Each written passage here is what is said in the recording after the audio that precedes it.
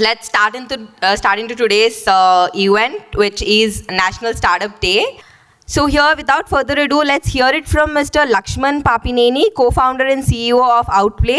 He is gonna enlighten us on a topic called getting to your first million. So it's a sales acceleration platform. Today we have 4 products, starting from lead sourcing, which will help you identify emails and phone numbers of your prospects, and then the sales engagement, and the scheduler, and the conversation intelligence. So there's like a full length of sales cycle that you can run with this tool. And our investors, we have raised a little over 10 million from Sequoia and Surge Venture. So there are a lot of debates and questions around whether I should do inbound or I should do outbound. And this is my favorite, is hellbound. Hell, whatever works for you. My favorite is outbound. If you don't know anything, don't worry. That's the best way.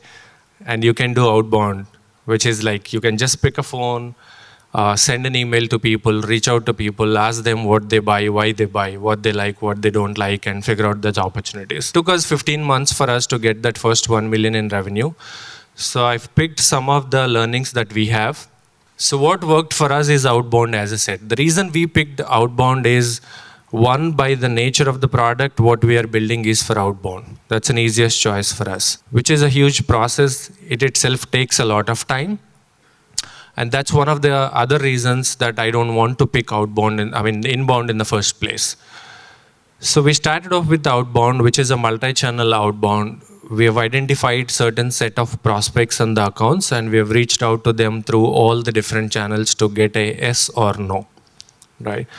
And this is how it works for us. We have used our own product, but before building our product, we've used our competition also. So you don't need to build your own product to do anything. You can just use your... So just talk to them, right? You have to talk to them first. If you drop an email, you don't know when they open your email or whether they read your email or not. Of course, tools like Outplay tracks, but then still you don't know when they open, when they read, whether they respond or not. So my favorite way is just pick the phone and call them.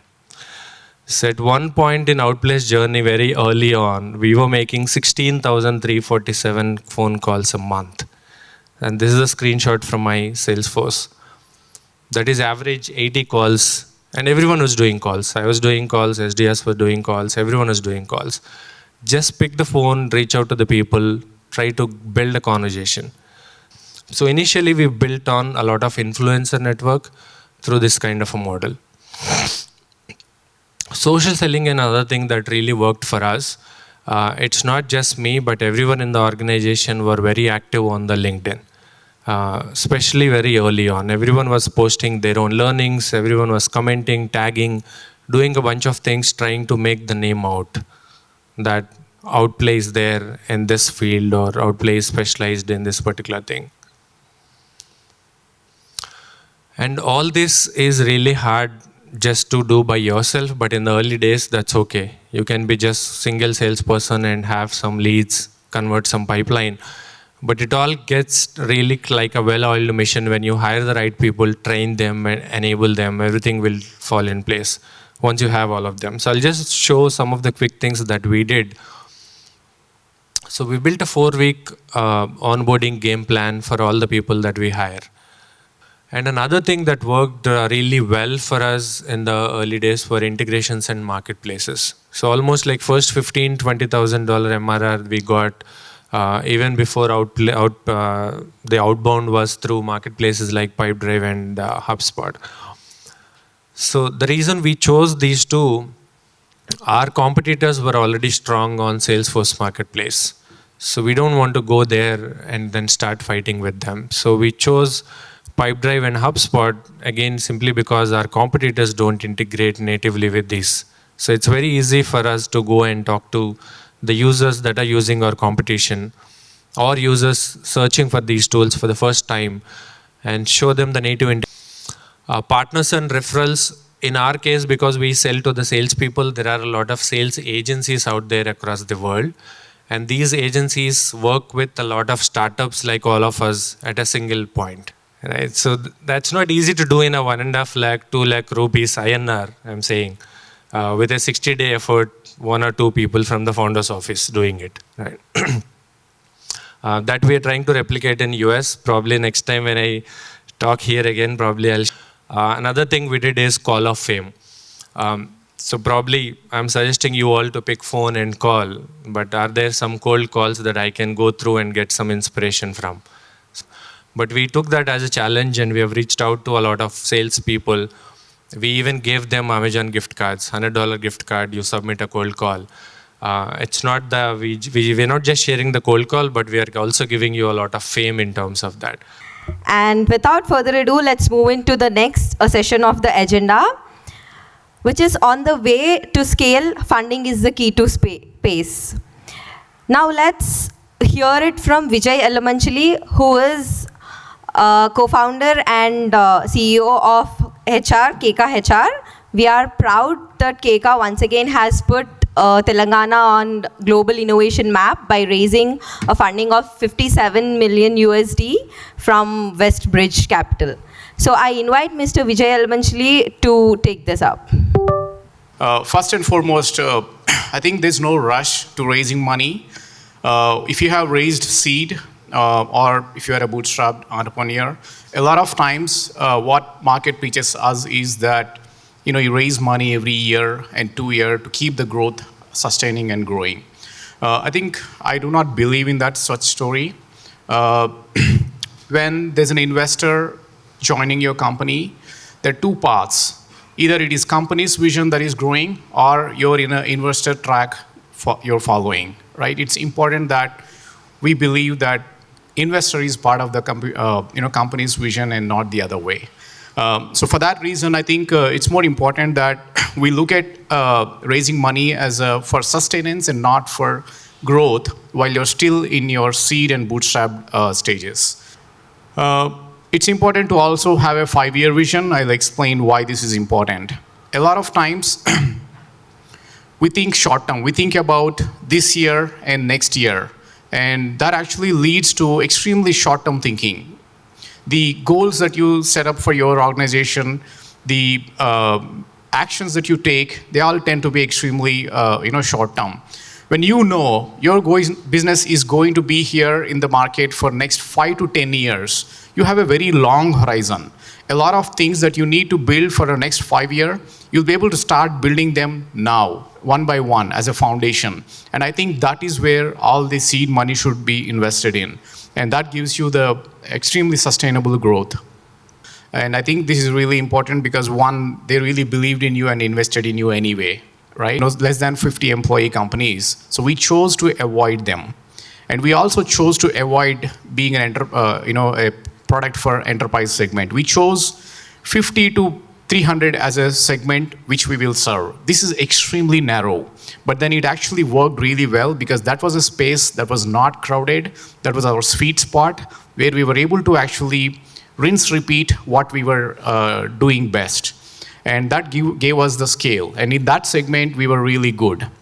So I think it's important that when you are in a seed stage levels or bootstrap levels, that you choose extremely smaller segment where you can be your best.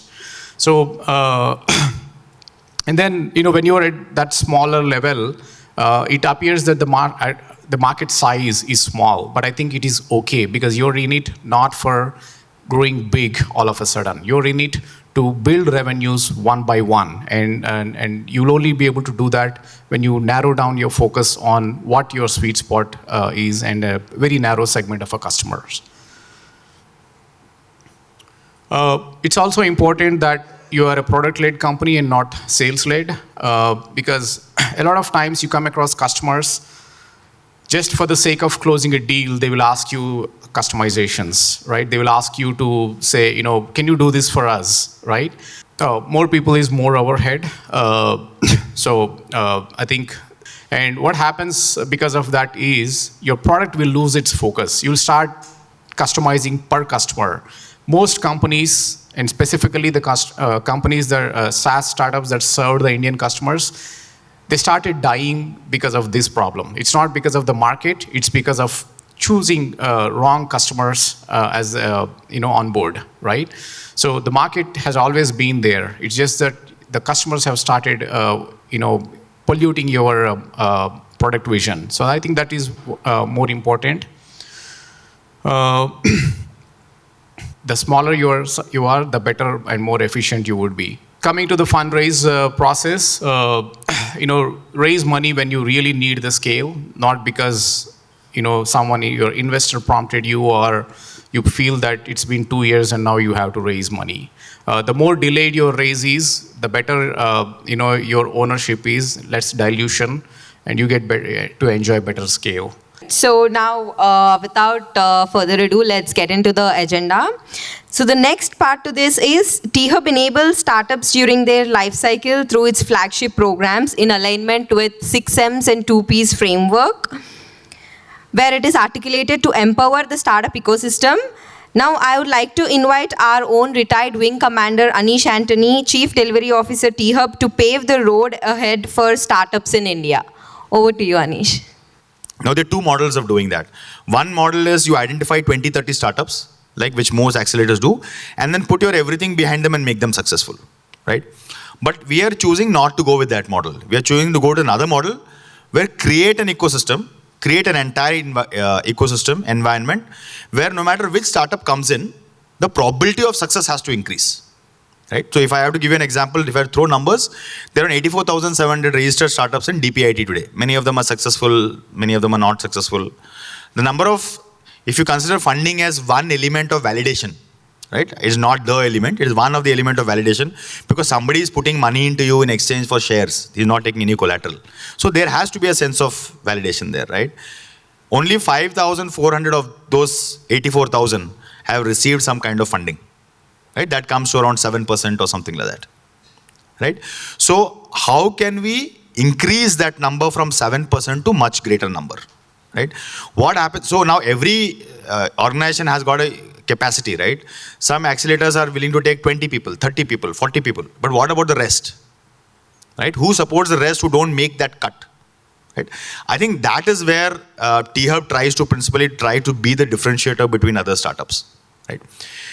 Right? There are only 3 ministries in Government of India which spends more than 24 billion. The Ministry of Defense, the Ministry of Finance, obviously, and last one is the Ministry of Public Food and Public Distribution, because they distribute a lot of food and subsidies and all of that stuff, right? So this is something, like I said previously, like this is something that we're doing with universities. We want to create a great universities program.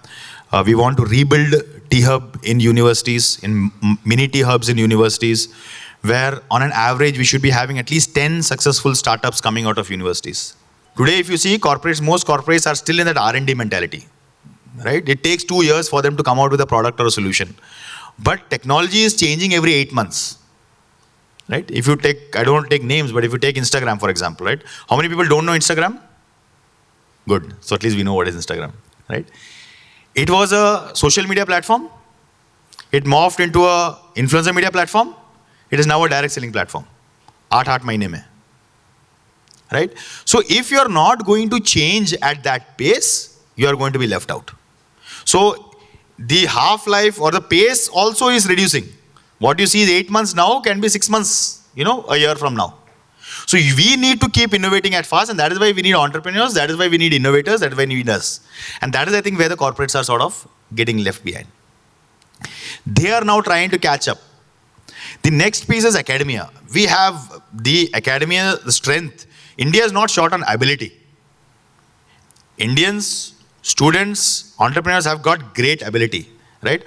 What we have, the next wave of India's growth will drive on innovation and entrepreneurship, which means thinking new and making a business out of it. It is not enough to think new, right? It is not enough to think new. It is very, very important to how do I make a scalable business, profitable business out of it. क्योंकि 3 IPO के बाद में syllabus बदल गया है, right? Around a year ago, we had 3 IPOs. After that, VCs changed the syllabus only, book only changed. Right? First question he asks you, what is your net, what is your gross? Opening line is that. If you don't have that too, then we'll talk about it later. Right? So, academia में बहुत ज़्यादा potential है. Right? What we want to do is we want to go to academia, we want to go to universities and maybe try and replicate a T-Hub there. Employees, I need blue collar, I need internship. Right? So we are identified partners for that. how are we thinking about it? We are thinking about it saying that if my startup goes to Delhi, right? He gets off at the Delhi airport. Uber should give him a discount. He checks into an Oyo. Oyo should give him a discount.